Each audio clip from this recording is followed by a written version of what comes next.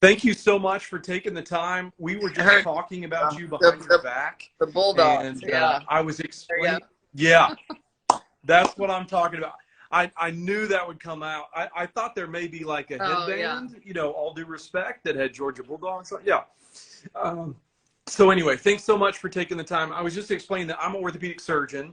You're obviously a neurosurgeon, and we're supposed to be fighting each other. In fact, I think some of your fans on TikTok were trying. Yeah, they wanted us to go mano y mano, and I told them we would look into that, but not tonight. So why don't you tell us about your story? Neurosurgery is a whole lot longer in training than even orthopedics. Sure, So just yeah. walk us through that, and then we'll talk about spinal fusion. So I'm Betsy Grunch. I'm a board certified neurosurgeon, fellowship trained in spine. I have been in practice for about 10 years, and I do the gamut of all spine surgery, including disc replacement, which is what we're going to be talking about tonight, I think. And like orthopedics is a long training. I did 6 years in residency, and right now with the work, I went to residency prior to the 80-hour work week. So right now, yeah. Preach. I did too. They grow them weak now. So yeah, we can say that. I right now neurosurgery is about 7 to 8 years. So I kind of skipped ahead because I didn't have the work hour regulations. And then spine fellowship is a year after that. So I integrated mine. So I got lucky and skirted out with only 6 years of of graduate training in neurosurgery. So how about you? Yeah, that's pretty good. For us, orthopedics is 5. It's been pretty standard. The intern year used to be really general, like ICU stuff, but now I think they've even soaked that up into ortho. So it's 5 of orthopedics for residency. And then I did a fellowship year 2. I did it in joint replacement, but not disc replacement. Very different. So I do hip and knee replacement is essentially 99% of my practice. So do you do anything intracranial, right? Because when I think neurosurgeon, I mean, I know you go by Lady Spine Doc, lots of love, focus, but do you do anything intracranial now? So I practice general neurosurgery, but most of my practice is degenerative spine. I would say 95% of what I do is spine, 5% is cranial, and most of that is like what I get on call. Because I work at a trauma center, so we get head trauma, strokes, that kind of stuff, and I do get the occasional brain tumor. So, but most of my practice is spine. Well, drilling holes, right? You got to drill holes. You got to release that pressure. Neurosurgery, so intimidating, man. A lot's on the line. My wife actually had an intracranial surgery. She had a cavernous malformation. Is that right, or something? I don't know. Actually, Alan Sills, the chief medical officer now for the NFL, Alan Sills did it when we were in Memphis. But shout out to the NFL and neurosurgery in general. So when would you know? Like, when would you know to go neurosurgery versus an orthopedic surgeon? I mean, let's just come at it. By the way, I don't do any spine surgery, so you're safe with me. But do you see that differently? Because you're doing fusions, right? Obviously, we want to talk about disc replacement, but I mean, you're doing all kinds of spine surgery. Is there something you wouldn't do, or no? How do patients know? I do pretty much everything spine. So anywhere from deformity. I did like a T4 to pelvis last week, all the way up to tiny little discectomies or outpatient to minimally invasive, do carpal tunnels. I mean, everything. So if it's spine, then I'll take care of it. But what was the other question? Sorry. No, I was just saying, like, how do patients know? Like, people get confused. Like, I mean, I was telling them earlier, I got 26 million views on a disc replacement. I don't actually do disc replacement, like we're not all Dr. Oz. We're not trying to be experts at everything. It just is a question I get asked about back pain, so I brought it up. But how do patients know, a spine neurosurgeon like yourself versus an orthopedist? It sounds like, given your practice, I mean, there's really maybe no difference. I would say, I mean, you do it all. There are spine trained orthopedic surgeons, and they do a 1-year fellowship in spine, and most neurosurgeons, unless they are at an academic institution like Duke or Emory and specialize in brain tumors, the majority of general practice neurosurgeons do mostly spine. So in my area, I mean, Yeah.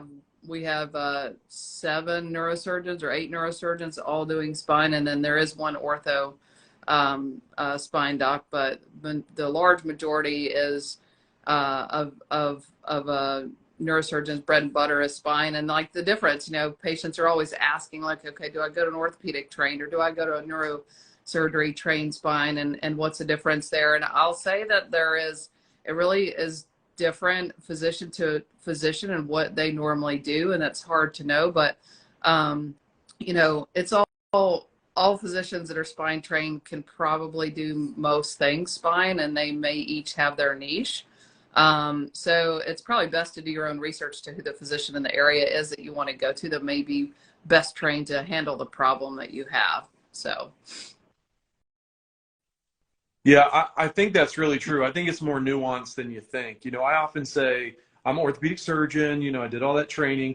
If your hip or Right. knee hurts you, you know, come see me. If your Right. shoulder hurts, like you probably, you know, Right. I can give you the general direction, Right. and I refer you to my partner, who is very adept in that. So cool. So artificial disc replacement, walk us through it. Everybody wants to know. Right. Everybody likes the concept. In fact, you and I think message back and forth. You're like, these posts Yes. are always very successful. There's a lot of interest in disc replacement. So who's the candidate and you who know, gets disc used? replacement is a amazing surgery for the right patient, and it's not like hips or knees, because you know, hips and knees are most commonly replaced. I mean, rarely do we ever fuse a hip or a knee.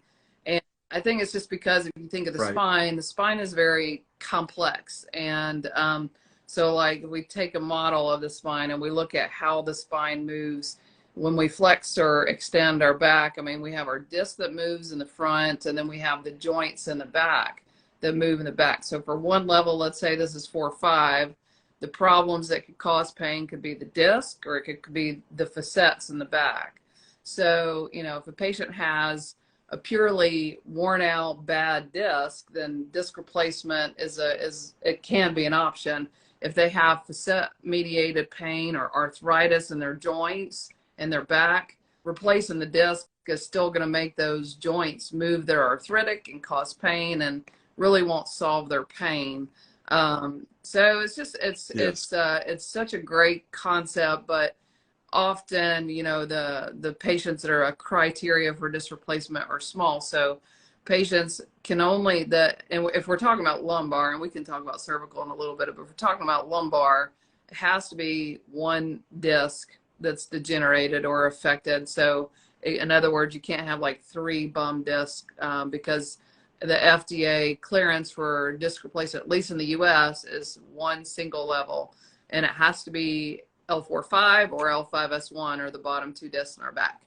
And the reason for that is because those are the 2 discs that are easily accessible to the approach. So disc replacement, we come anterior, or, you know, through the abdomen. So when we come through the abdomen, you have your vessels, the aorta branches off into the iliacs, and then you have your vein, and it splits right at 4-5 and 5-1. So the other levels can be accessed anteriorly, but not very easily, and it has to be a really good vascular surgeon that gives you access. So it has to be single level, has to be 4-5 or 5-1, has to be under the age of 60. That's a general criteria, because most of the time people over 60 are going to have some kind of facet mediated pain.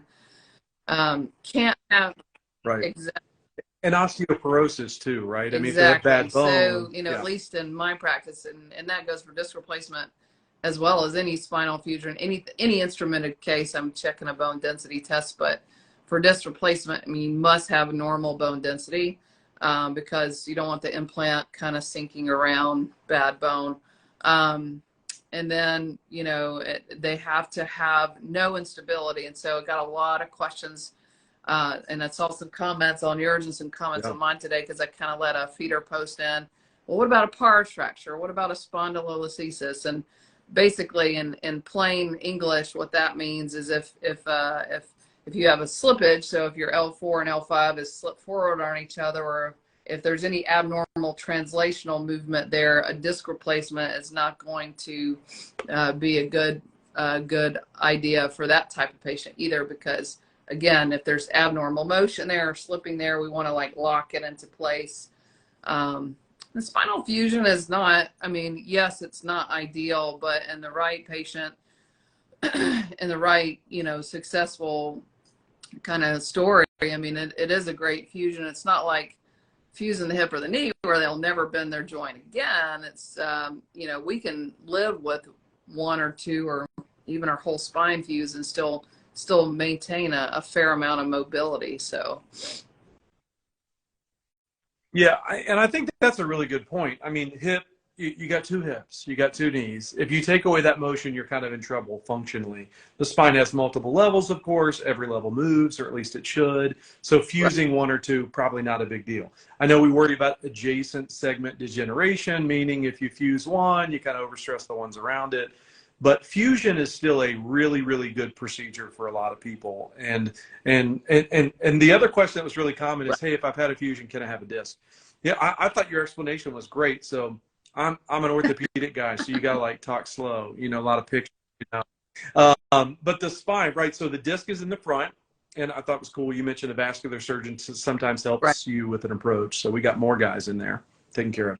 So the disc is in the front, and then it's kind of like a tricycle. So the disc is in the front, and then there's those facet joints in the back. So if your wheels are bad in the back, for example, you can't just replace the front wheels. So you can't do an artificial disc if you have arthritis in the back. That's how I've always thought about it. But when you fuse, you go around the world, right? I mean, you're going to fuse the disc in the front and the facets, usually, or not I think always? most people do remove the disc and put in an implant and then fuse the facets posteriorly. I mean, again, there's so many ways to skin a cat and spine, which I think is why it gets so complicated and people get confused, because you can do standalone anterior fusion, and then you could also do standalone posterior fusion without fusing the disc, and there's pros and cons to each one of those options. But yeah, It's complicated. You mentioned lumbar, so we're talking low lumbar, because a lot of people just want to replace their whole spine, right? You talk about access issue, particularly in the upper lumbar spine. But you kind of alluded, you can do it in the neck too. Walk us through that. Same kind of inclusion criteria, I'm guessing. No arthritis, relatively young, good bone. Done not for neck pain, right? But for nerve pain in the limbs. I would say, is that fair? I mean, it can be for axial neck pain, although it's hard to get it approved. I'm a believer in purely discogenic pain, or pain, you know, in the neck or the back without radiculopathy or without pain shooting down the arms. But in the neck, it's all the data is pretty good nowadays, to where the FDA has now passed 2-level disc replacement in the neck, at least in the US. So you can have 1 to 2 level, and it isn't necessarily confined to a level in the neck, because there's not really much here. We come anteriorly, you can do C3 all the way down to C7, even T1 in some people if they got a really nice long neck, but typically 2 levels. And, you know, the technology, and you think of what weight and constraints are on our neck versus our lower back. I mean, there's less weight. Our head weighs about 15 pounds. So you can get away.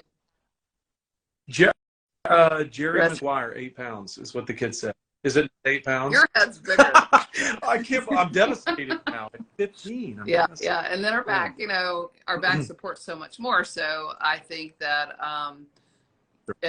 that's why really, you know, 2-level disc arthroplasty in the lumbar spine hasn't really, there's not a lot of long-term data on 2-level. We're working on, and I know Sentinel Spine, one of the spine companies that has a disc, is doing some trials on that, and I think it will be soon that might be a thing. So hopefully.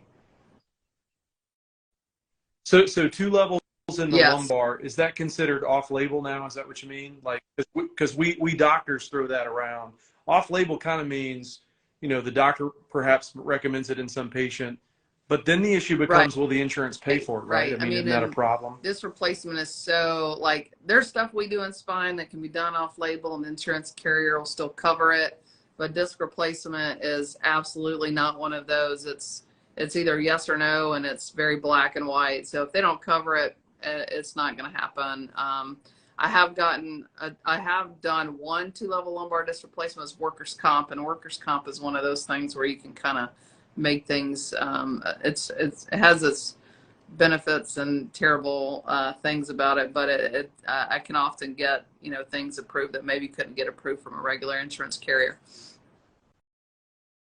Yeah, I think that's fair. Workers' Yeah, comp, right. the two-edged sword, the two-edged sword. It can be very good and sharp to help the patient, Right. but sometimes produce some challenges as well. So the other thing that gets thrown around, it's same thing in joint replacement. So I think these topics just kind of translate when you're talking about replacement anywhere. But then you hear people talk about minimally invasive or less invasive. I mean, for a disc replacement, you're moving, if it's lumbar, you're moving the belly out of the way, you're moving some major vessels out of the way, you're shaving away bone, you're putting in titanium plates, right, plastic piece in the middle. I mean, how minimally invasive is that? Or is that just like a marketing trick? Like, what do neurosurgeons mean when they're like minimally invasive Yeah, I artificial disc think that replacement? it's more of a marketing term. I mean, there's no way you can, like, minimally invasive to me means like tiny little pokes, like arthroscopic surgery, and that's not the way disc replacement can be done, cervical or lumbar. I mean, is it a small incision? Yes. It's more like a mini open, I think, if you ask me. I mean, it's kind of like, I don't know, doing an IM nail, I guess, versus a joint replacement. It's not really done minimally invasive. You still have to do the things you have to do to carve out everything, and it's still small incision. Disc replacement, cervical spine, home the same day. Disc replacement, lumbar spine, home later that day or in the morning. So it is still pretty small incisions. I wouldn't particularly describe it as minimally invasive, but it's still great surgery. Well, that's right. I mean, I think it's a great surgery. And look, I mean, nowadays the companies are the only ones to tell, or maybe practices, but through social media, people get their information directly from somebody. So it may be other patients or whatever. So I think I really do want to pause and say I appreciate what you do. You've been doing a lot longer than I have. But I mean, taking some information directly to the patient, I think is powerful, and you've developed a very strong voice. So salute. I'd rather them get their information from you than, Right. somebody that has other motives, I mean, I think that's always the challenge. Yeah. So we have better techniques. People go home faster. It makes people nervous. They're like, oh my goodness, you're kicking me out. But I would want to sleep in my own bed. So I love to hear that if I ever need anything like that, I can go home, which is cool. Everybody talks about, I thought this might come up with a neurosurgeon, like, where's the spine? Like, where's the spinal cord? Because everybody thinks, oh my goodness, like if you put that disc replacement in there, maybe you can show us with your little model. And by the way, I have hip and knee replacement models in my wooden Oh, office too, so I yeah. feel like we're living in life. It's a little creepy, but anyway, explain where the spinal cord is, because I don't think we've, yes, there's pictures out there, but when you're doing a disc, you're in front of it. So Yeah. show us how you would You illustrate know, that. I mean, it is kind of intimidating knowing that a surgeon may be millimeters from your spinal cord, but let's face it, I mean, surgeons are well-trained, skilled professionals. You're not going to the Dr. Deaths of the world. I mean, every neurosurgeon and orthopedic surgeon for that matter, they're very skilled in their field. And in my hands, I've never had anyone paralyzed from any procedure. So we know what we're doing. I mean, and yes, to answer your question, I mean, the disc is here, and in the cervical spine, at least, the spinal cord is here. So you're literally like a couple millimeters from it when you're removing this disc and then placing the implant in its place. And the low back, I mean, I always try to reassure people. I mean, the spinal cord ends at L1. So anything lumbar, I mean, you're not really dealing with the spinal cord. You're dealing with nerves that are around there, which are a little bit, can deal with a little bit more maneuvering than the spinal cord can. And it is a little lower risk. I mean, you're not going to, like, really with any lumbar surgery going to be paralyzed because you're not touching or working around the spinal cord, unless something really catastrophic happens. But yeah, so, and I think the other thing to mention too is that we mentioned that, or a lot of patients, I think, commented, well, I had a fusion and why wasn't this offered to me? Or I had, X, Y, and Z done, and this was never mentioned. I think there are a lot of spine surgeons that do not do lumbar disc replacement. Neck replacement, disc replacement, I think a lot of surgeons are doing it, but lumbar disc replacement, there's not a lot. I mean, I think in our state, in Georgia, there's probably less than 10 spine surgeons that do disc replacement. And why is that? And I think it has to do with the level of comfort. I mean, it is a very niche procedure. It has to do with having a good access surgeon. You have to have a vascular surgeon to do it, with you, and it has to be someone that really is skilled, because you have to have disc replacement in perfectly. It's kind of like, knees and hips. I mean, it has to be perfectly aligned for the perfect range of motion. It's not like a fusion where you're just throwing things together and it's just, you got to pin it together, so it doesn't matter. I mean, you really have to have a top-notch vascular surgeon, and that implant has to be perfect. So it takes a little bit more time. It's a lot more tedious. And let's face it, the reality is the reimbursement for disc replacement is less than a fusion. So to have a spine, and then you have to take that cost of surgeon mates and then split it with the vascular surgeon. So we're not making money off of this procedure, and that's not why we do it. We do it because it's best for the patient. But there are some surgeons out there that say, well, why would I want to do something that's going to take me more time, more effort, have another surgeon involved, have to deal with whatever, and then I'm going to get paid half. So I think that's a little bit in as to why, but, ultimately, I think none of that really matters. I think doing what's right for the patient is the most important, because it's, if it's my back and I had something happen to my back, you'd be damn right I'm going to find somebody that's doing a disc replacement on me and not getting a fusion if I'm a candidate. I think that's a great point. I mean, I think it's a fair question. I don't think any of us surgeons are afraid of those type of questions. Hey, do you do disc replacement? No, I don't really believe in it. Okay, fine. Can you recommend somebody that does, for example? Or I also think it's a fair question to say, how many do you do, right? So if somebody says, yes, I do disc replacement, I did one 2 years ago, and that patient's doing great, I think it's a fair question to ask. In our world, hip and knee replacement, I mean, we have really, really good data, right? We've been doing that a little bit longer than disc replacement, but a whole lot more numbers of hip and knee replacements are being done. And in our world, we know you have to do about 50 a year to reduce your complications. I'm talking about, we've looked at it from the surgeon standpoint. We've looked at it from the volume of the surgeon in the hospital, right? So the facility matters too. And so I assume there's something like that with disc replacement. I mean, a certain volume. Absolutely. I don't know if there's in metric. Yeah, I mean, even though I've been doing this procedure since 2016, I've probably done less than 100 disc replacements lumbar, and that's only because I can't get them approved. I book so many and end up either canceling or switching to fusion because the carrier coverage lacks. It's not cervical, but lumbar. I do tons. I do, probably 5 to 10 cervical disc replacements a month, but lumbar is a little bit different of a beast. So anterior fusions through the same approach, everything. I do the same, probably 10 per month. So I think just going to a surgeon that knows the approach anterior and that is very skilled and has been doing it a long time, because it is, I mean, like you said, I mean, you have to be very skilled to be proficient at that particular procedure. And if I went to someone and said, well, I've done one of those 2 years ago, I'd be like, unless it's something really rare, I don't know, maybe I should look at someone that does this more frequently. And that's a fair question as a patient. You can ask those questions. Ask. A fair question. Yeah. I think it's a fair question, and I hope they would be, understanding of the answer and all that. I mean, definitely you and me, we're not trying to throw stones at anybody. We want to make sure that the patient has the best care. There are surgeons, like we mentioned, that have a tendency to lean away from disc replacement, for example. That's totally fine. For whatever reason, that's not their wheelhouse. It comes up a lot in hip replacement because everybody talks about anterior approach. Oh, you heal so much faster. There's a lot of marketing on it. And I do a ton of anterior approach for hips, and everybody loves it. They come seek me out for anterior approach. but they say, well, I really want to go to this hospital with this doctor, but he said he does posterior approach. I'm going to talk him into anterior approach. No. What? Like, please, it's so much more. By the way, posterior approach, just to be clear, posterior approach hip replacement does great, but the surgeon has to be comfortable with the procedure. It's no different probably for any of these. It just comes up with these more rare for the surgeries posterior for you hip, guys. is that recovery different than an anterior hip? You know, it used to be, we used to say, oh, you can't sit in low chairs, you can't sit on a low toilet, you can't cross your knees over your knees. Right. So there were a list of restrictions after posterior approach hip replacement.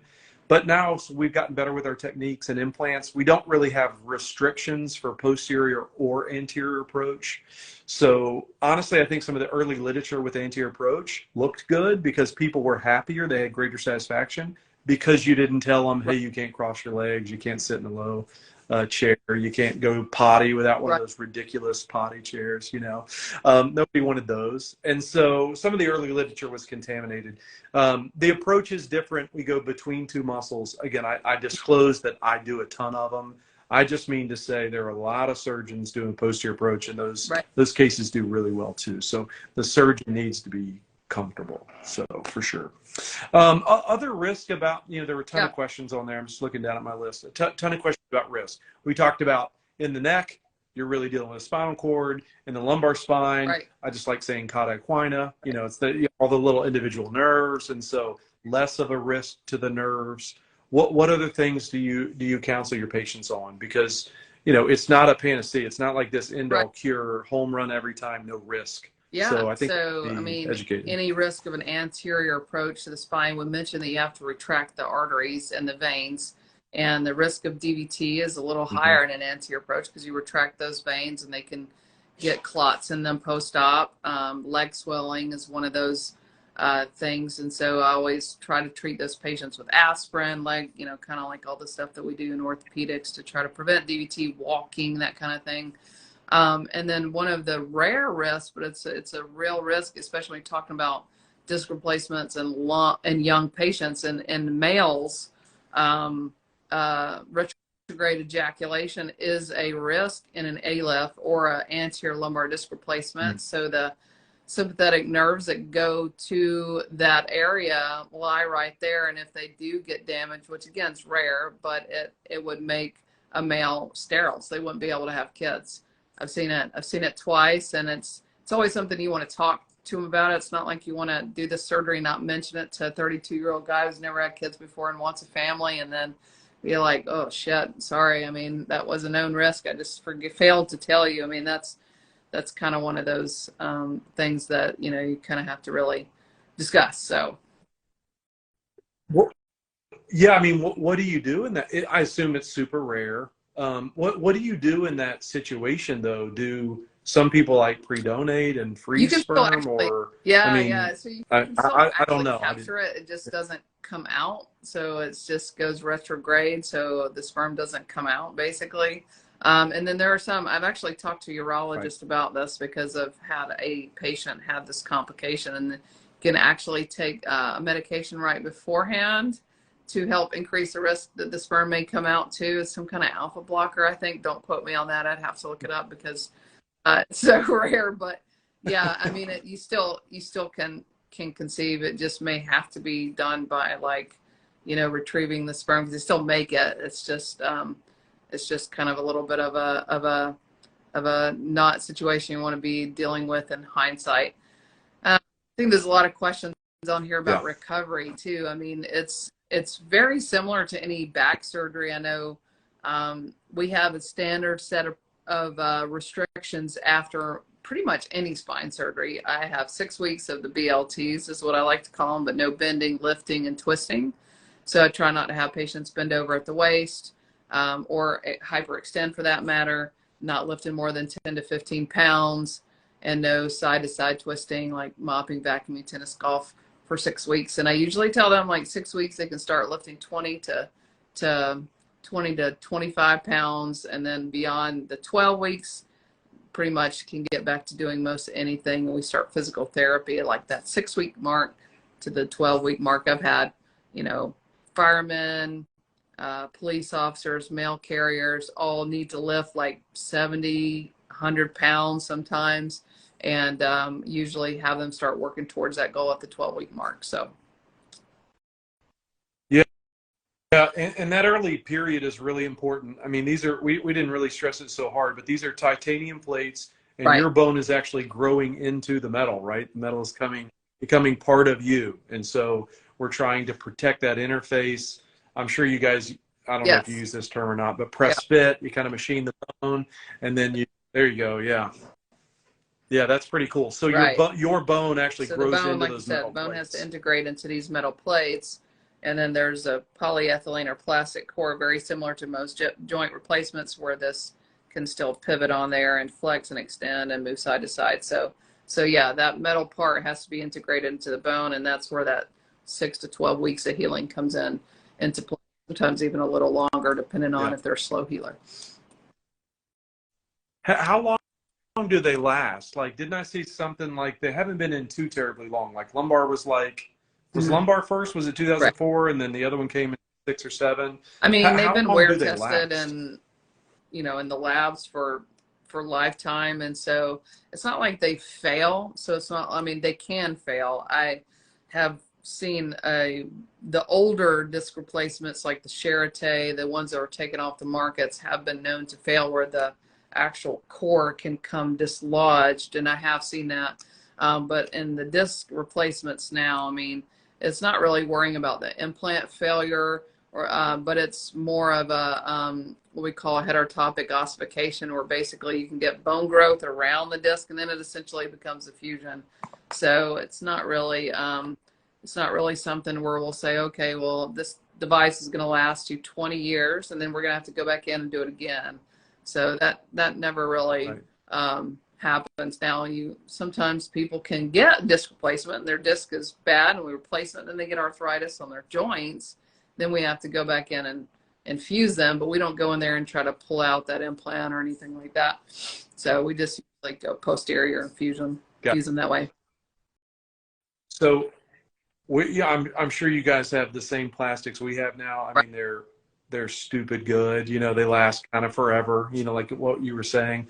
Now, 15 years ago in joint replacement, 20 years ago, we would go in and change Right. the plastic. You know, like changing the tire. So you keep the metal part, change the plastic.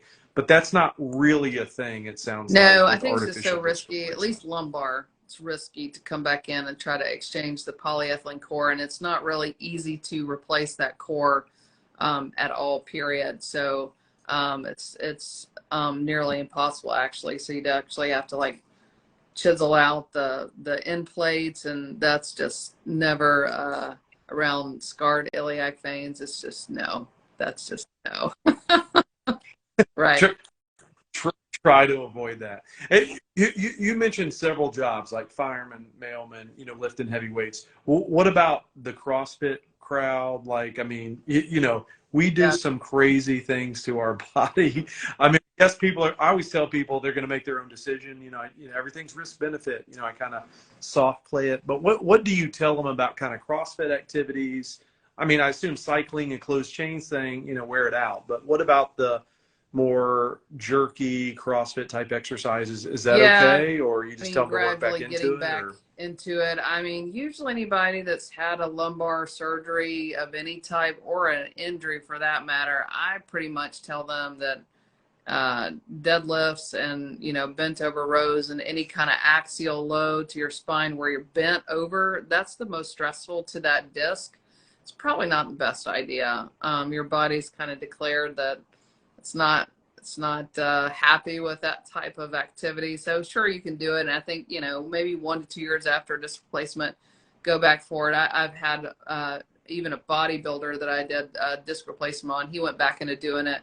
But you can injure your next disc up, and so you just gotta kind of have to play risk benefit in those type of situations. And it's something people really love to do.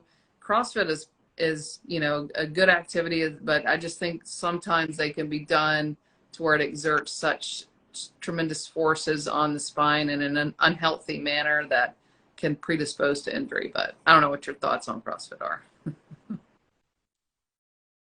Yeah, I mean, I tell people, for years we said, oh, you don't run after joint replacement because we thought the plastics were going to wear out. We have better plastics now. I encourage people to find things Mhm. that are easier on their body. I would say if you can replace it with, swimming or cycling, a Right. closed chain where your foot doesn't leave the pedal, that means a lot to us in our world. I understand the emphasis for you about the motions, Right. but for us, it's kind of the impact that we fear.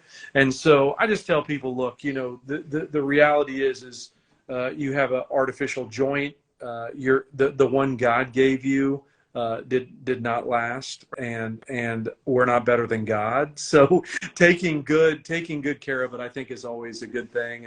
And honestly, I think hiding behind God or a higher power has helped me.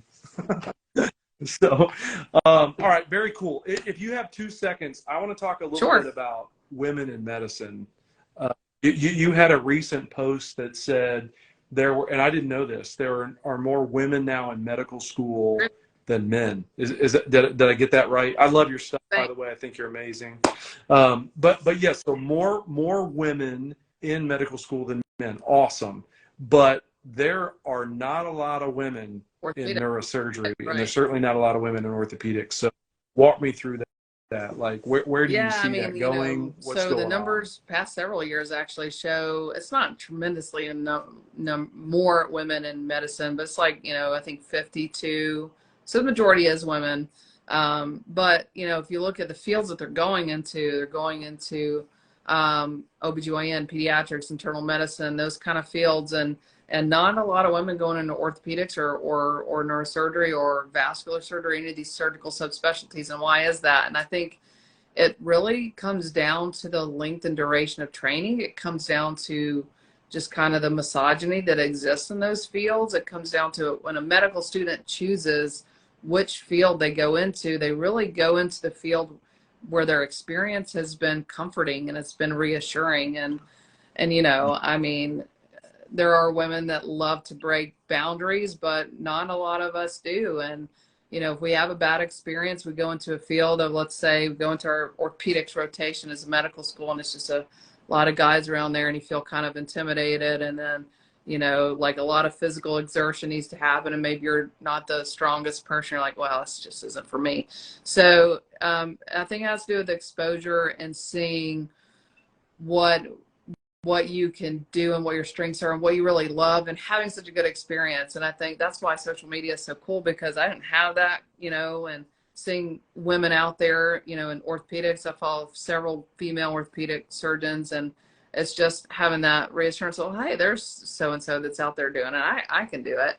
And yeah, I mean, and the other thing is the duration of the training. I mean, we're in medical school in our 20s and early 30s. Sometimes you have some students that are non-traditional students, but sacrificing that much time in your early childbearing years, if you want to have a family, is a lot to ask. So I think you take the combination of being a young reproductive time in your life, long duration of training around a bunch, of potentially misogynistic people, and it's intimidating. And so I think that the easier choice and the more safe choice is what women tend to gravitate towards. So I think that's definitely changing. I mean, there's a lot of women in neurosurgery now, which is really reassuring, and in ortho too. So I think the tides will slowly change. I don't think it's going to be 50% by any means, but I think it'll be more. Well, it's going to take a while. It's going to take a while. And I heard somebody talk about if we just let it happen organically, it'll happen a lot more slower than if we have conversations around it. I really do. I know several women orthopedic surgeons. I think the numbers, I hate to say this out loud because somebody's going to like clip this and like, I think it's like 6% of orthopedic surgeons are women. I mean, talk about bro world. Right. Neurosurgery is better at Eight. maybe 8 or something, I think. So a little bit better. But these Right. girls need to see that it can happen. Maybe that makes them plow through. They need to see you. And I have no interest in getting into your business too deeply, but my goodness, you have 2 beautiful kids that we see. Yeah. I mean, you have a husband. You have a full life, and you still chose this incredibly demanding training and career path, and they can have it too. I mean, I think they need Yeah. to hear and see Yeah, that it's possible, absolutely. It which can is be really done. cool. I got lucky. I had my kids late in life too. I was 34 and 39, and let's be honest, that's really late. I was considered a geriatric pregnancy, and I oh, yeah. They didn't say that to your face, did they? Advanced maternal age. So, Yeah. and a lot Yeah. of women that I know, like they wait until that age thinking I can do it, and then they can't conceive. And that's also something that we can't take lightly or dismiss. And I think having children in residency, if that's what a couple wants to do, should be supported, because that's really when it's residency, medical school residency is that time where people have the most success at conceiving. And so waiting like I did is, worked out great for me, but it doesn't. I know plenty of women that are professional physicians and can't, and that's not a good situation to be in either. Yeah, that's exactly right. They voluntarily Right. ish delay, and then they have the advanced maternal age that you mentioned, and they have problems. My wife, actually her diploma's in here somewhere. Unfortunately, mine's behind us. That's kind of cheesy, but should have spun it. She has her doctorate in pharmacy. She worked as a pharmacist for all through residency. So everybody else was like peanut butter and Yeah. crackers, and we'd like go on cruises.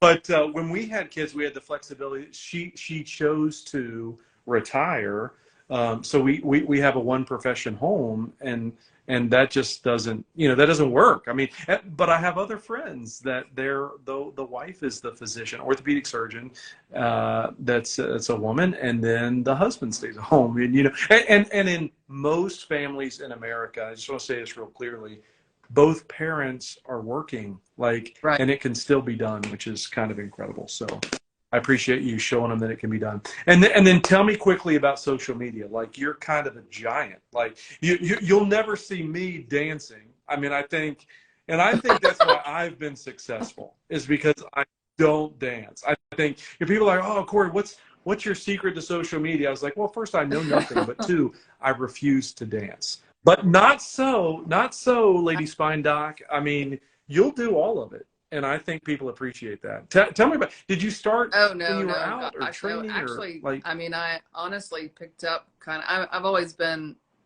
on social media, and then I think as physicians we struggle with how to use it. Where is that line between professionalism and maybe, and it's such a fine line, and I've definitely have mistakenly crossed it a few times, and it's intimidating, and so you have to be kind of comfortable with it, and you have to for me, I mean, I started in 2021, like right during the early pandemic is kind of when I started dabbling in it a little bit, but really decided late 2021, okay, I maybe I was bored, I don't know, but I gonna post every day. That's what the content creator people say, post every day, and your account will grow. And it just kind of like went crazy.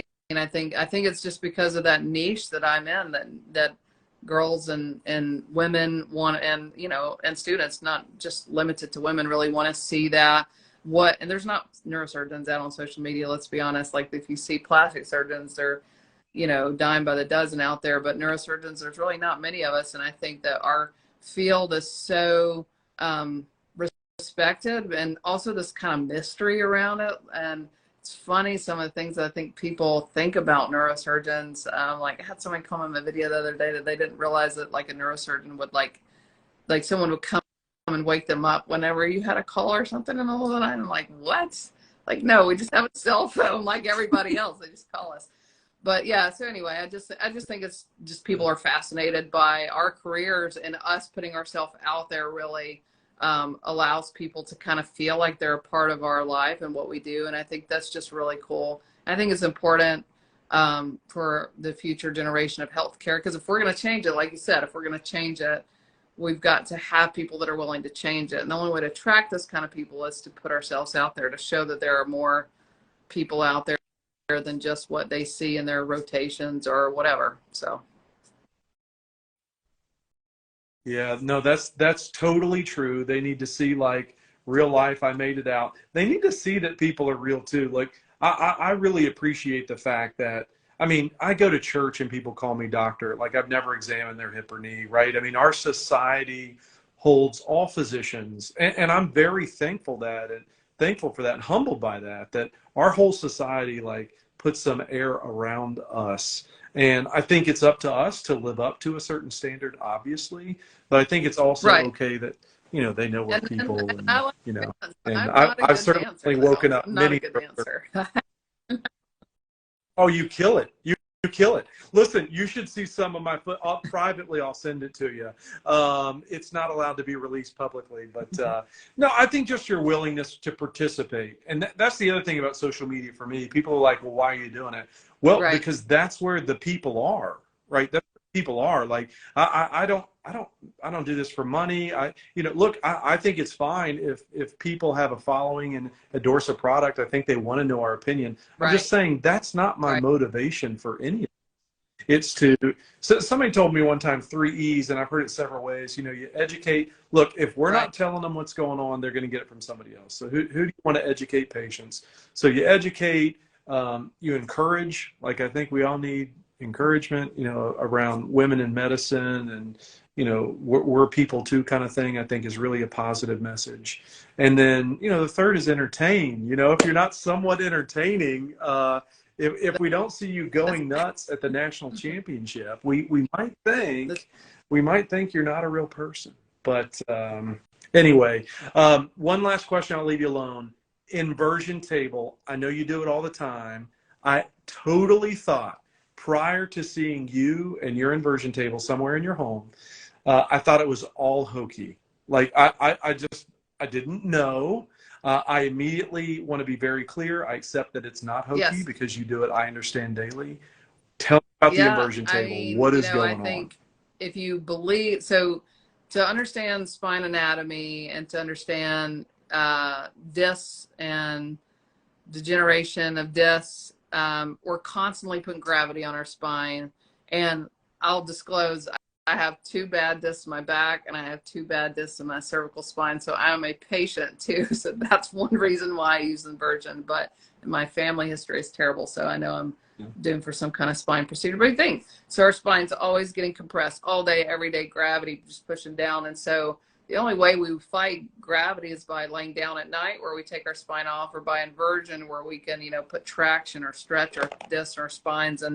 And you know, I believe that provides a little bit of kind of aeration of the disc, rehydration, revascularization, and just kind of can keep our spine healthy. It's not for everybody, and by no means, you know, I know I post a lot about it. Or traction in cervical spine is the same thing. Can't really get a lot of out of the inversion table from the cervical spine because there's not a lot of weight pulling down, but with our back, our whole upper body provides some traction.